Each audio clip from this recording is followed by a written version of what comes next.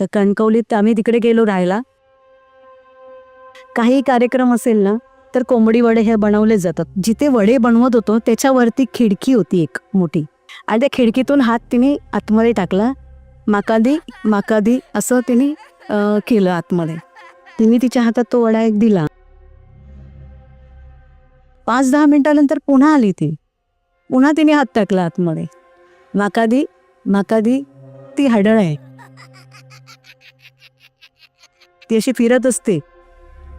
ह्या कथा मनोरंजनासाठी आहे. काही लोकांचे अनुभव व काही पूर्णपणे काल्पनिक असू शकतात. त्यामुळे कृपया यांना मनोरंजन म्हणून घ्या. ह्या कथा आपल्या संस्कृतीचा एक भाग आहे, अगदी लहानपणी आजी आजोबांनी सांगितलेल्या गुड गोष्टींसारख्या. आमचा हेतू कोणत्याही प्रकारची अंधश्रद्धा किंवा भीती निर्माण करणे नाही. ती गोष्ट अशी आहे की माझ्या आईचं लग्न एक 12व्या वर्षीच लग्न झालं होतं. ते 12-13 वर्षाची ती असेल. काहीतरी कार्यक्रम होता त्या साळशीच्या गावामध्ये, आणि तिथे सगळेजण असं जेवण बनवत होते.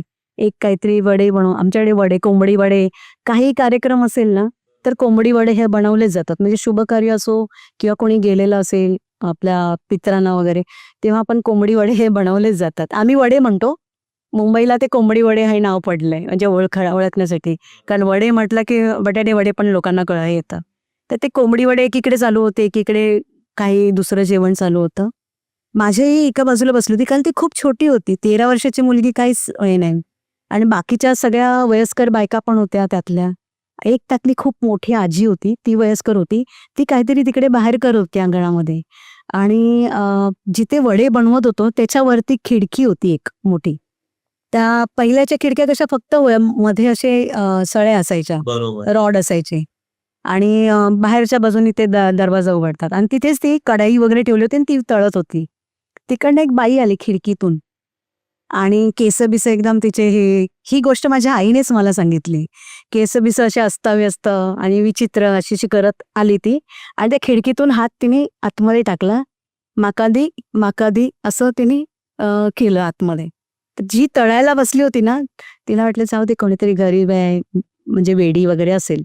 तिने तिच्या हातात तो वडा एक दिला, म्हणजे जे काढलेले होते वडे, त्यातला एक वडा घेतला. ती गेली.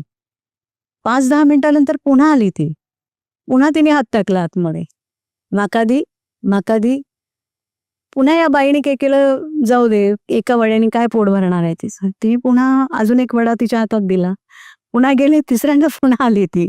तर त्यातली ती एक सिनियर म्हणजे त्या आजीबाई होत्या ना, ते मे बी माझ्या आईची ते पणजी पण असू शकते. ती आली तिथनं, आणि तिने काय केलं, ते तिला ते कळालं ती कोण आहे ती. तिने धरलं, ती कढईमध्ये तेल उकळत होतं, त्यात आपल्या चमच्याने, वरणाच्या चमच्याने तेल घेतलं आणि तिच्या हातावर ओतलं. ती अशी बोंबटत अशी पळत गेली. ती परत आलीच नाही. नंतर मी सगळ्यांना सांगितलं. सगळे ओरडायला लागले की आजी तू काय केलंय. ती सांगायला लागली, ती वेडी वगैरे नाहीये, ती हडळ आहे, ती अशी फिरत असते. कोणाकडे काय असेल तर ती जेवायला मागते, तर तू तिसऱ्यांदा दिलं असतं तुला घेऊन गेली असती ती. असं तिने खूप ओरडली सगळ्यांना की तुम्ही जरा लक्ष द्या इकडे तिकडे, आणि ह्या गोष्टींकडे लक्ष द्या. आता त्या बाईला माहित नव्हतं, ती मुंबईला राहणारी काही लोक, त्यांना वाटलं की ती गरीब कोणीतरी असेल. आता ती तिला घेऊन गेली असती. ती बोलली तिसऱ्यांदा तू दिला असतास वडा तर ती तुला घेऊन गेली असती. बापरे.